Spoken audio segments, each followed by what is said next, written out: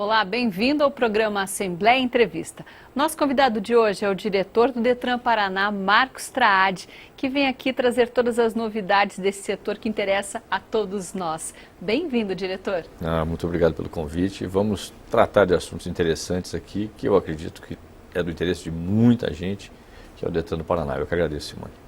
Para a gente começar, eu vou pedir para apresentar então um vídeo com um balanço das atividades aí dos últimos anos e já trazendo algumas novidades que foram implantadas. Vamos conferir? Vamos lá. Sabe o que o Detran andou fazendo nos últimos 5 anos? Eu vou te contar. Sistema de vistoria digital, inédito no Brasil. Detran Fácil, para você acessar vários serviços pela internet ou autoatendimento. 23 milhões em reformas e melhorias em 66 unidades. Redução da espera pelo exame prático de direção. Reciclagem de veículos apreendidos e abandonados. 40 milhões investidos em sinalização viária. Escola Pública de Trânsito para cidadãos de todo o Paraná.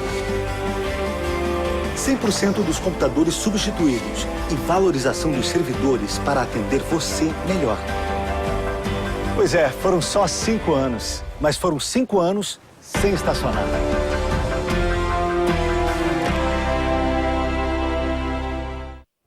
No trânsito não dá para ficar parado, tem que estar evoluindo junto com toda essa movimentação que existe em torno das pessoas, né? Vamos falar aí sobre esse serviço inédito que é a vistoria digital. Como foi para implantar, já que não havia um exemplo a ser seguido, né? E como é que ele está funcionando? O que nós planejamos em termos de implementação do processo de vistoria digital foi uma observação concreta de que nós temos 70% dos processos que chegam ao Detran, né, particularmente processos na área de veículos, que vem dos despachantes. Então é um volume muito grande de processos que chegam, vez por outra processos que têm problemas de caracterização de número de chassi, quando dá para ver o número do motor, tudo bem, quando não dá, não tem o número. Quer dizer, uma série de questões relacionadas ao processo de vistoria e das condições de segurança do veículo que ficavam relativamente pendentes. Vinham junto com o despachante, ou nós fazíamos a vistoria no momento de alguma alteração, mudança de endereço, novo emplacamento, enfim. E nós não tínhamos um controle, nem o Detran e tampouco os despachantes, um controle dessas vistorias. Então eu reuni a equipe, dei a ideia de que nós pudéssemos seguir tentando criar um dispositivo, um aplicativo específico para essas vistorias. Nós trabalhamos cerca de 1 ano e meio, mais ou menos, Detran e despachantes, para tentar fazer com que houvesse uma aplicação direta do modelo. Criamos o sistema de vistoria, propriamente o aplicativo. E hoje nós realizamos mais de 1.700.000 vistorias em tempo real, com uma condição muito maior de segurança do que aquela que havia. E o mais importante, Simone, e é preciso que todos entendam, é que hoje nós temos números, nós já sabemos quais são os maiores índices de reprovação de veículos nas vistorias e por que isso acontece. Já temos os veículos que têm problema de vistoria de motor, de número de motor. Estamos tentando viabilizar um modelo que possibilite a leitura do número do motor também. Então, isso deu uma condição de garantia, segurança e agilidade no processo da impressão do documento para o cidadão. Então, tudo isso foi planejado a 4 mãos, Detran e os sindicatos dos despachantes, e hoje já é uma realidade. Houve muita resistência, como todo processo de mudança, novo e tal, existem resistências.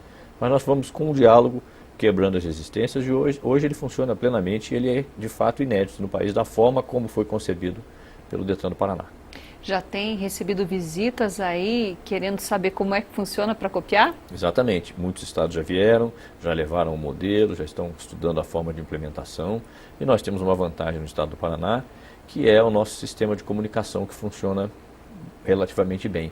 Mas antes disso nós investimos muito na Celepar, né, dentro do próprio data center da Celepar, com investimentos em memória, para fazer com que o sistema funcionasse e não causasse transtornos de quedas, que as quedas de sistema lá, quando eu assumi o Detran em 2011, era um problema seríssimo, que nós já herdamos esses sistemas defasados, sem investimentos em memória, etc.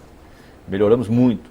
As quedas de sistema hoje existem, como em qualquer outra situação onde haja, né, essa necessidade de interação pela internet, mas elas são muito menores do que aquelas que havia no passado. A gente viu ali no vídeo que teve toda uma troca de equipamentos, teve reforma, veio todo nesse pacote. Exatamente. É um plano de trabalho que nós elaboramos em 2011. Eu particularmente escrevi um documento em maio de 2011, coloquei para discussão interna, e daquele documento que foi escrito nós já realizamos muito mais do que 100%. Quer dizer, nós praticamente duplicamos as realizações em função da meta que tínhamos estabelecido. E o Detran Fácil? O Detran Fácil é outro projeto fantástico, né? Porque a partir do momento em que você começa a mapear os processos do Detran, ou de qualquer instituição que presta serviços e que, por consequência, pode facilitar os serviços através da internet, você começa a observar que nem tudo aquilo que era necessário ou que se fazia, ou que a presença do cidadão se fazia necessária no Detran, se dava da forma como foi concebida. Então havia uma relação direta de dependência da minha ida ao Detran para resolver o problema A ou o problema B. Como nós mapeamos e temos todos os processos mapeados do Detran, por isso que cada vez nós implementamos mais facilidade, mapeando os processos, nós verificamos, esse processo é um processo que não depende de uma condição de segurança. Então, por que não oferecê-lo através do sistema do Detran Fácil? Criamos o Detran Fácil e hoje nós já temos cerca de 6,5 milhões, já passou, esse número já passou, de processos finalizados sem a necessidade da ida do cidadão ao balcão do Detran do Paraná. O que, por exemplo, que hoje dá para fazer ali sentadinho, tranquilo do computador, que antes você tinha que pegar uma fila lá no Detran? Eu não tenho a menor dúvida disso. Mudou muito, aumentou o nível de satisfação. A informação que eu tenho é que o nível de satisfação com o Detran do Paraná hoje é de cerca de 95%, quando nós assumimos era de 37%, e isso nos dá uma condição maior de segurança, mas aumenta também a nossa responsabilidade. E pontualmente, como qualquer outra instituição que presta serviço, seja ela do setor público ou seja ela do setor privado, tem problemas. A gente tem investido na melhoria dos sistemas, né, e na reformulação daquilo que, porventura, nós nos equivocamos ao longo do tempo no período de implementação. É feita essa avaliação sempre, aí. Sempre. Quer dizer, não está bom, modifica, melhora, porque nada é perfeito a tal ponto de dar um nível de satisfação integral para todos. E tem a Escola Pública de Trânsito. Essa também é um projeto bacana. Esse projeto, particularmente, eu trouxe a ideia da Escola Pública de Trânsito no sistema de videoconferência que nós temos, lá dos anos de 1996, por aí, 97, na época em que o governador do Paraná era Jaime Lerner. Nós tínhamos um projeto lá, eu acompanhei esse projeto no TecPar, eu não era do TecPar, mas eu acompanhei o projeto pelas características dele, porque eu sou pesquisador do Instituto Agronômico do Paraná e também fui professor durante 17 anos da PUC. Eu vi que aquele projeto lá era um projeto pioneiro, naquela ocasião, inclusive com um delay. O professor estava na sala de aula, falava boa tarde, aí tinha uma demora para os alunos responderem, até chegar a informação. E aí eu levantei que nós temos as nossas unidades, as nossas chamadas Ciretran, elas estão integradas por um sistema de fibra ótica da Copel, que é fantástico, de altíssima eficiência, de altíssima velocidade. Uma vez que isso já existia, eu fiz um desafio. Lembrei desse projeto do TecPar, né, que era o projeto de mestrado em produção, engenharia da produção, melhor dizendo, que era feito com a Universidade Federal de Santa Catarina, mas naquele sistema antigo, né? Aí nós licitamos, contratamos um modelo moderníssimo de informação por videoconferência, não é teleconferência, não é web conference, que em tempo real eu consigo interagir com as 64 salas que eu tenho no estado do Paraná, nas nossas unidades próprias, ou alugadas, as nossas Ciretran, e através desses estudos eu consigo promover cursos de qualificação específica, cursos de qualificação contínua para diferentes órgãos do governo também. Outras instituições do governo já estão utilizando a Escola Pública de Trânsito para treinar os seus funcionários em direção defensiva, em atualização e legislação de trânsito, a Polícia Militar, enfim.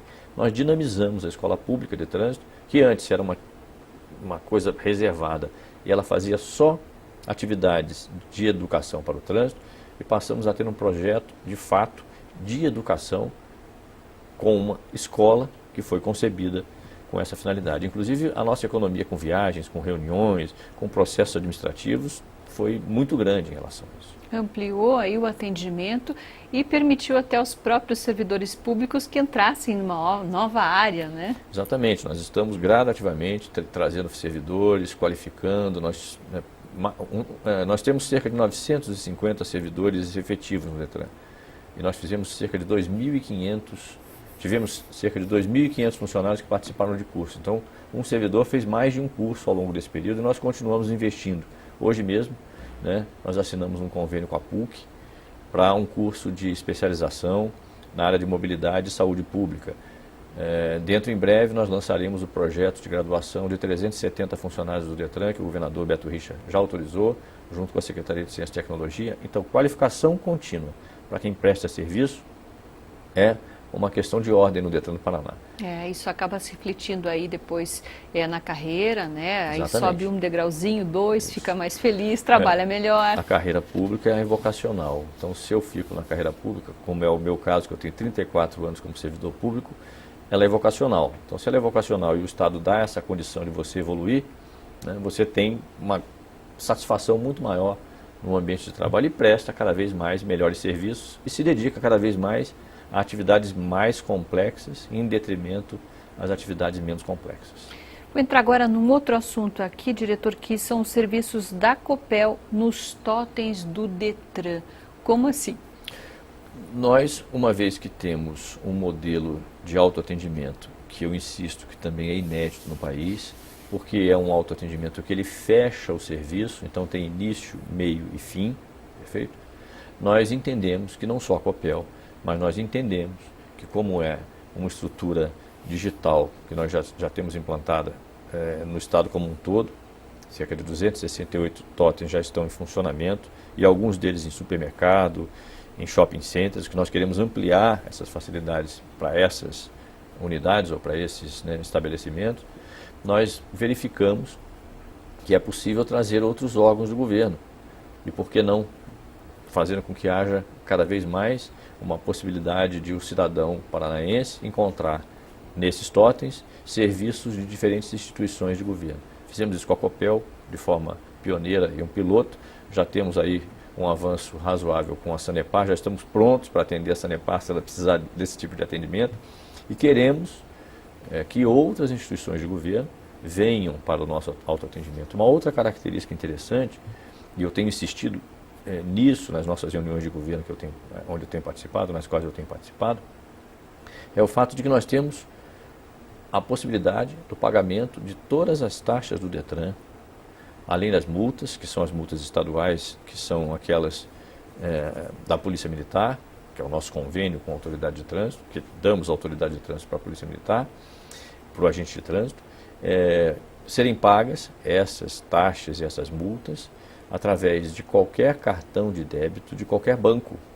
Então o Detran também é o único órgão do país, da administração pública, onde é possível você passar um cartão de qualquer banco e pagar as suas taxas.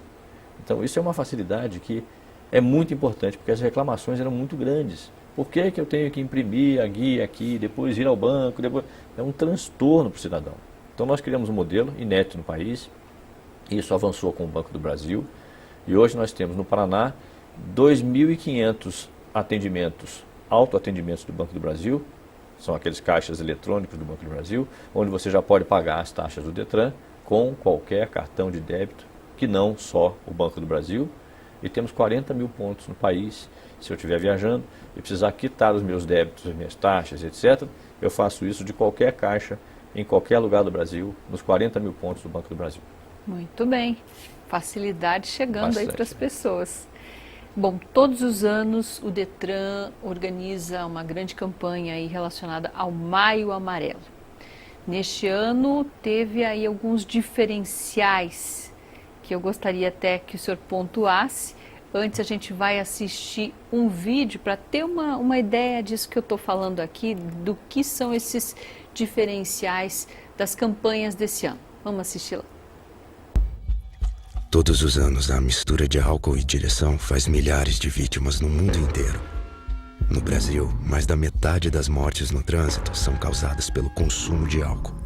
Mesmo assim, muita gente insiste em pegar no volante depois de beber.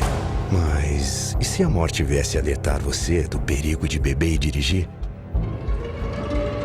Detran apresenta Bilhetes da Morte.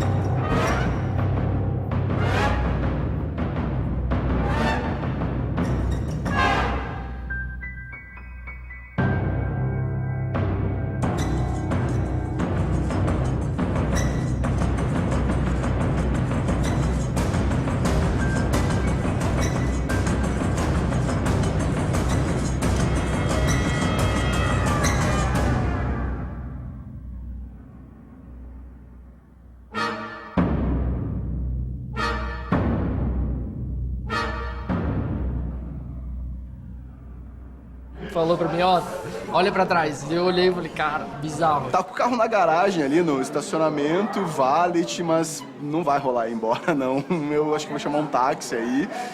Eu fiquei meio tensa, mas daí deu tudo certo, porque eu, não tô de carro hoje mesmo, então tudo bem. É que a gente já viu muita coisa ruim acontecer, né?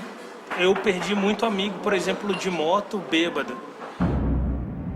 Não dê mole para a morte. Se beber, não dirija.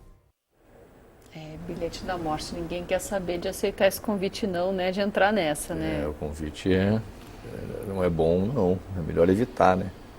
Como nós já sabemos que existe uma associação muito grande entre acidentes de trânsito e consumo de bebida alcoólica, que é um dos grandes males do país, não tenho a menor dúvida, e não só no país, mas nos locais onde as pessoas bebem, nos outros países também existe esse tipo de conduta. Nós temos investido muito com essas campanhas de advertência e caracterizando que, de fato, nós andamos no fio da navalha, entre a cruz e a espada, não é isso? E beber e dirigir causa danos irreparáveis à sociedade de forma geral, né? No caso, essa campanha teve uma pegada aí de humor, mas bastante pesada. Tem uma outra campanha também, um outro muito comercial, que tem uma mãe que tem... Então, ela apresenta um depoimento sobre o Dia das Mães e que ela vai contando sobre a vida dela, que ela sempre gostou de receber os coraçõezinhos, o amor do filho, mas que naquele Dia das Mães ela não ia ter isso, porque ela perdeu o filho dela num acidente de trânsito. É bastante emocionante para a gente que é mãe, né? É muito pesado. No ano passado, nós fizemos, durante o mês de maio também, o Maio Amarelo, né, e fizemos como slogan de campanha, como chamada de campanha, 31 dias para mudar o trânsito. E ao longo desses 31 dias nós apresentávamos vídeos, muitos deles também chocantes, né, que é uma provocação que nós queremos fazer com a sociedade. Eu continuo achando que esse caminho é um caminho importante, mas não só ele é importante. E nós tínhamos atores. Dessa vez nós temos pessoas, mães, envolvidas com um problema dessa natureza, que é o que mais nos afeta. Como pais, como amigos, como irmãos, né? Como parentes e etc. É muito pesado mesmo, mas as pessoas precisam ter esse nível de consciência de que trânsito mata, e mata muito mais do que guerra no Brasil, né? Nós não temos uma guerra instituída no país, mas nós temos coisa muito pior do que a guerra, que é o trânsito brasileiro. Você citou o uso do álcool, né? Dirigir embriagado. Enfim, ainda é uma das principais causas, e o governo recentemente já entregou 384 bafômetros para o Detran. É importante esse tipo de investimento. Exatamente. Nós, como temos uma relação muito estreita com a Polícia Militar, porque, como eu mencionei, eles são os agentes da Autoridade de Trânsito. A Autoridade de Trânsito Estadual é o Detran, é o diretor-geral do Detran, mas eles, por delegação, são os agentes de trânsito. Então, eles têm a responsabilidade de fiscalizar, de multar, de fazer, logicamente, com que as coisas sejam mais controladas no ambiente de trânsito. Tanto a Polícia Rodoviária Estadual, aí entra o DR, né, quanto o Detran com a Polícia Militar de forma geral. Então, nós verificamos que existia uma demanda muito grande da Polícia Militar para fazer com que a lei seca, de fato, ficasse evidenciada no estado do Paraná, assim como já está no Rio Grande do Sul, já está no Rio de Janeiro, né? E as pessoas passam a ter um pouco mais de respeito e passam a utilizar outros meios para se divertir, porque no momento da diversão está tudo bem, né? É melhor se divertir e voltar íntegro para casa. Ninguém está fazendo apologia ao consumo de álcool, muito pelo contrário, é restrição, melhor dizendo, ao consumo de álcool, mas é preciso que haja a conduta de beber e não dirigir. E aí nós investimos em 780 quilômetros, dos quais 384 nós já entregamos para a Polícia Militar, e eles já estão intensificando as abordagens para a caracterização da alcoolemia. Tem dados aqui que 10% dos acidentes com mortes nas rodovias federais do Paraná são provocadas por isso, álcool e direção. Perfeito, são indicadores graves. Nos centros urbanos a coisa ainda é muito mais grave, né? Nós tivemos hoje também um debate e o educador de trânsito de Curitiba comentou comigo que 30% desses acidentes mais graves ocorrem e o motorista está alcoolizado, e eu tenho certeza que nos municípios onde o efeito da fiscalização é menos intensivo, a coisa é muito mais grave ainda. Só que é uma missão da sociedade, não é uma atitude antipática do poder público. As pessoas acham que o poder público se antipatiza quando ele fiscaliza. Mas se nós não estamos tendo o retorno concreto da sociedade na sua condição de responsabilidade individual para com o coletivo, qual é a alternativa que o poder público tem de preservar a vida? É insistir nas fiscalizações e insistir nas atividades de educação para o trânsito. Os números têm reduzidos, sido reduzidos, segundo os dados do próprio Detran aqui que a gente tem, foram 9,2 mil infrações registradas em 2015, 8 mil em 2016, isso vem caindo nos últimos 2 anos, o número de motoristas flagrados dirigindo, ele tem sido reduzido. Tomara que isso seja em função da menor intensidade das fiscalizações, perfeito? Agora, com esses etilômetros, nós teremos novos números no estado do Paraná, porque a polícia vai agir com mais intensidade, com mais rigor, então talvez nós tenhamos números diferentes. Mas, de qualquer forma, toda vez que você tem uma redução, tanto nos indicadores de acidentes graves, nas mortes, nas sequelas que muitos cidadãos levam para o resto da vida por conta de acidente de trânsito, nós temos que comemorar. E um número importante a comemorar é que nós tivemos cerca de 14% na redução de atropelamentos em acidentes de trânsito. Isso tanto talvez traduza, né, uma responsabilidade maior do pedestre, que passa a utilizar a faixa, passa a utilizar as passarelas, tem mais atenção quando ele atravessa, né, uma via pública qualquer, e também, talvez até, uma conduta mais equilibrada do condutor, que passou a respeitar mais o pedestre, tomara que isso seja fato, né, por conta do risco e da vulnerabilidade do pedestre diante de um veículo qualquer, de carro, de motocicleta, e até de uma bicicleta. Uma bicicleta causa danos ao pedestre e ao ciclista também. Tem que ter essa atenção constante. É isso aí, é isso aí. Temos aqui dados que os motociclistas, aí do total de acidentes com veículos envolvendo vítimas do Estado, são 32%. Ainda tem bastante problema nessa área. Aqui em Curitiba, por exemplo, a frota de motocicletas relativamente à frota da cidade, em números brutos gerais, é 15%. Então, 15% dos veículos de Curitiba são motocicletas, ao passo que eles são responsáveis por 50% a 51% dos acidentes de trânsito. Nossa, é alto esse número? É muito alto. Agora, talvez a responsabilidade não seja só deles. Eles também são vítimas do processo, né? Então é preciso muita atenção. O motociclista é a peça-chave nesse processo, porque ele traz um ônus para o Estado muito grande. E nós temos números que mostram que no Paraná morrem cerca de 3 mil pessoas por ano em acidentes de trânsito no nosso estado, e que esse custo, considerados a invalidez muitas vezes, ou a falta de produtividade no trabalho, o custo da previdência, o custo da internação hospitalar, até uma condição de óbito do cidadão, chega a 4 bilhões de reais por ano. Então, se puder reduzir e aplicar esse dinheiro em outra área, Nossa, né, da seremos conscientização. todos um pouco mais felizes, né? Eu imagino. Vamos trocar aqui de assunto, falar sobre essa multa moral, que é uma outra ideia bem legal, né? Isso já é um assunto, né, que não é muito novidade, mas essa multa moral, né, ela tem uma relação direta com a utilização das crianças em atividades de educação para o trânsito, né, que passam a fazer as advertências para os adultos. Ou também, vez por outra, quando eu preencho uma certa multa moral dessas, deixo no para-brisa de um cidadão que deixou o veículo estacionado no lugar que era destinado ou para portadores de necessidades especiais ou para idosos, que ou sem querer ou de forma direta ele deixou o veículo sem poder deixar, e ele recebe uma multa moral, que é uma advertência. É uma atividade de educação e de orientação.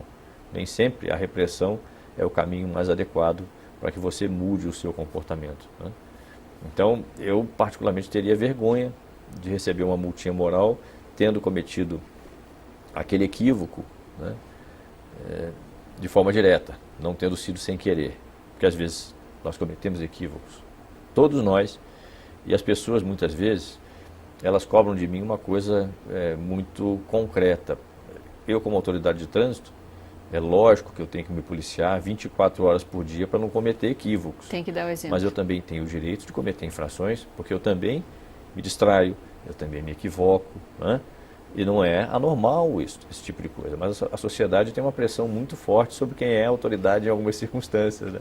Então, a precaução, eu posso dizer com toda certeza, que a precaução é a melhor saída.